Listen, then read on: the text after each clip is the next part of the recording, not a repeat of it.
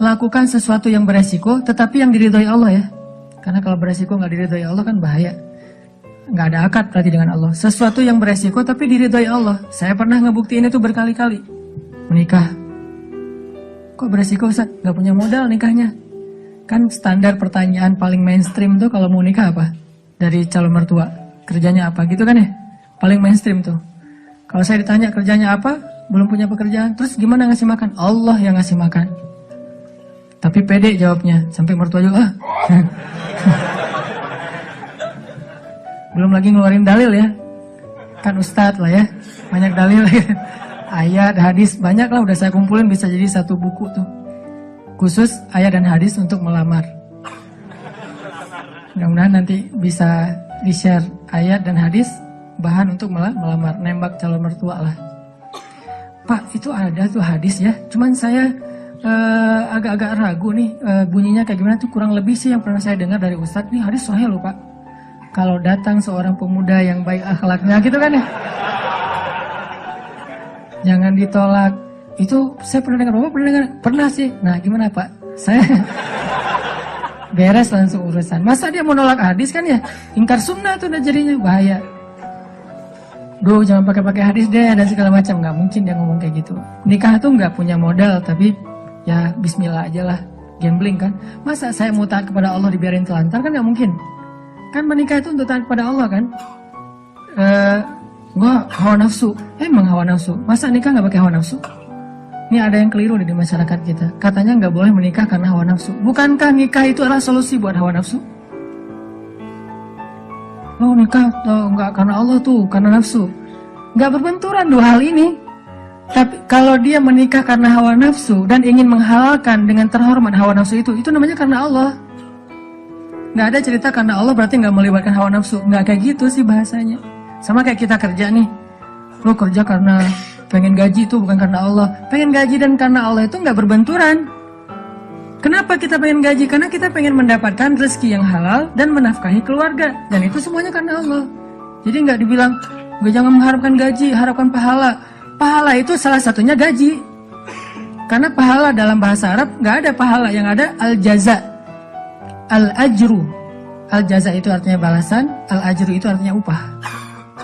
Upah itu bisa dalam bentuk kesehatan, bisa dalam bentuk materi uang, bisa dalam bentuk kebaikan di akhirat, bisa dalam bentuk terhindar dari api neraka, dan seterusnya. Itu al-jaza, al-ajru. Termasuk mendapatkan hak kita dalam sebuah pekerjaan. Nggak masalah mengharapkan, saya kerja di Telkomsel, kenapa? Gajinya gede. Nggak apa-apa. Selama yang kita dapatkan itu halal. Tapi kalau yang kita kejar gaji gede dan syubhat, apalagi haram, itu bukan karena Allah. Termasuk menikah. Menyalurkan, kenapa kamu menikah? Karena saya pengen menyalurkan kebutuhan biologis saya secara halal. Wah, nggak karena Allah nih, nafsu nih. Emang nafsu, emang kenapa? Bukankah Allah mengatakan litaskunu ilaiha? Apa arti litaskunu ilaiha? Supaya tenang, supaya jadi nyaman, gejolak di dalam diri kalian dengan cara kepadanya. Itu bahasa. Dan di Al-Mu'minun juga dikatakan, walladzina hum li furujihim hafizun. Kalau nggak bisa hafizun, maka dia salurkan. Gimana cara nyalurinnya? 2. Illa ala azwajihim. Yang kedua nggak usah dibahas. Yang satu aja. Illa ala azwajihim, kepada istri mereka. Bukan istri mereka, istri-istri mereka. Illa ala azwajihim. Kalau dia menyalurkan dengan cara yang lain selain yang dibolehkan kayak gitu, kata Allah, faulaika humul adun. Dan Allah nggak suka kepada orang yang melampaui batas. Jadi menikah karena Allah, karena saya ingin menyalurkan kebutuhan biologis secara halal misalnya. Makanya mencari yang sesuai dengan kriteria masing-masing. Kalau misalnya ada yang kriterianya harus yang Arab, cari aja Syarifah, Habaib apa. Kalau Habib perempuannya Syarifah kan ya. Atau saya pengen yang Oriental, pergi aja ke Korea lah atau ke Jepang. Saya pengen yang misalnya etnik, bisa di Indonesia misalnya. Ini masalah, nggak masalah. Bukankah Nabi justru mengatakan memilih perempuan itu yang pertama justru fisiknya? Walaupun yang paling berharga bukan fisik, tapi tetap ditaruh yang paling depan. Karena itu yang ketahuan duluan kan. Kita nggak mungkin tahu kesolehannya langsung ketika awal ketemu, ini soleha banget nih, belum tentu. Ketika udah kenal dekat baru tahu ternyata dia rajin tahajud, rajin tilawah. Walaupun kadang-kadang kita ngelihat dia di Instagram postingan terakhir tilawah, alhamdulillah 1 juz hari ini misalnya. Bisa kayak gitu. Tapi rata-rata yang pertama dilihat fisiknya kan ya. Walaupun fisik banyak menipu sih, hasil editan segala macam. Pas ngeliat orangnya, hah?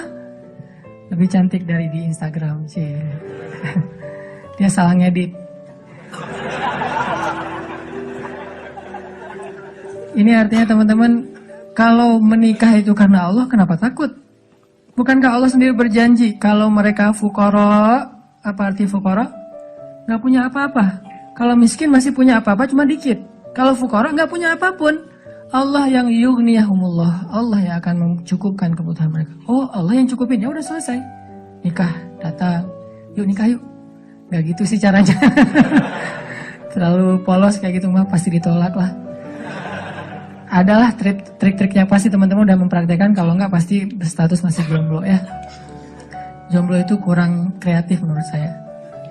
Kalau yang udah nikah pasti kreatif banget, tahu banget cara-caranya gimana ya. Alhamdulillah berhasil. Setidaknya untuk dia berhasil setelah puluhan orang yang gagal misalnya.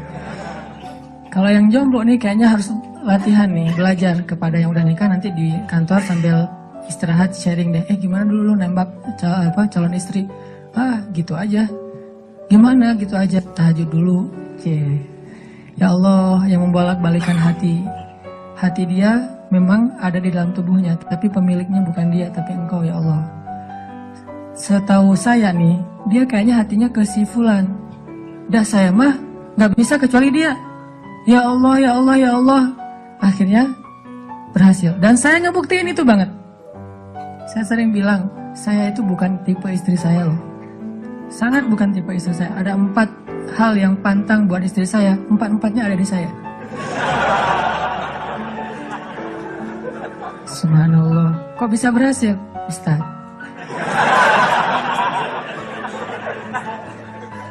Dia berdoa, ya Allah, jangan itu, jangan itu, jangan itu, jangan itu. Saya cuma berdoa sekali, ya Allah, please yang itu. Ternyata tiba-tiba ya, kelepek-kelepek, gak berhasil dia. Saya tanya, kenapa kamu milih saya? Bukankah 4-4-nya ada pada saya? Pertama, gak mau orang Sumatera. Katanya orang Sumatera itu keras. Saya? Dulu. Orang Sumatera itu keras. Orang Aceh, Sumatera, kuliah di Mesir. Nggak Mesir mah, Sumateranya Arab. Kan Arab juga ada Sundanya, ada Jawa ya. Sundanya Arab itu kayak Yaman. Itu Sundanya Arab, lembut-lembut. Sampai Nabi sendiri mengakui kan, orang Yaman itu hatinya lembut. Kalau Jawanya Arab itu yang ulet gitu kerja itu Palestina. Karena Palestina itu terkenal dengan keteguhannya. Tapi kalau Sumateranya Arab, yang ngomongnya keras gitu, belak-belakan, spontannya luar biasa, itu Mesir banget. Di Mesir nggak ada ceritanya kita nunggu Damri, itu nggak ada. Yang ada ngejar Damri. Kita nunggu di halte, Damri ngeliat kita makin iseng tuh, dicepetin. Mahasiswa cepat begitu. Kita lari ngejar. Yang nggak biasa naik Damri itu mahasiswa Malaysia, karena mereka kan beasiswa dari kerajaan, sehingga dianjurkan jangan naik Damri, naik taksi. Tapi kadang-kadang mereka kehabisan duit juga naik Damri. Begitu turun, berlawanan arah, itu ngegelundung tuh. Kita di atas ketawa-ketawa aja, Malaysia. Bukan negaranya, yang orangnya karena terbiasa naik taksi, naik MRT.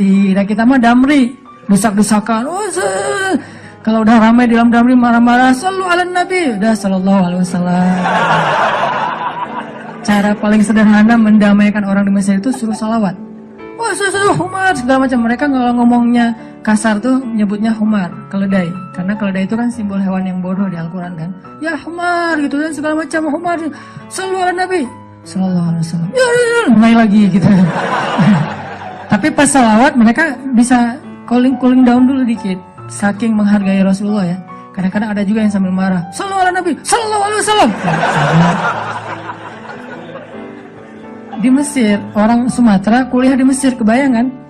Udah Sumatera itu mungkin agak keras, kuliah di Mesir. Jadi wataknya tuh terbentuk dengan 2 negeri.